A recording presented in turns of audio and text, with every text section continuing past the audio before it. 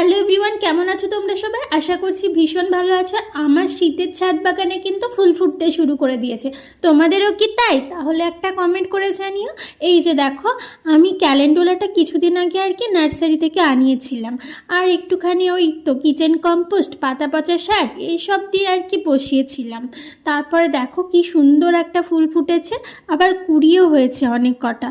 মানে ফুলটাকে দেখতে না অনেকটা জারবেরার মতো, জারবেরার ছোট প্রজাতিটা যেমন হয় ওই রকম টাইপের দেখতে লাগছে। আমার ক্যালেন্ডুলা আগে আমি কখনো আমার বাড়িতে লাগাইনি, প্রথমই লাগালাম। তো কি সুন্দর একটা ফুল ফুটেছে দেখো, মানে মনেই হয়েছে শীতের, মনে হচ্ছে মানে এই গাছটাকে দেখেছে শীতের আমেজ আসতে সত্যিই শুরু করে দিয়েছে। আমার ভীষণ ভালো লাগছিল।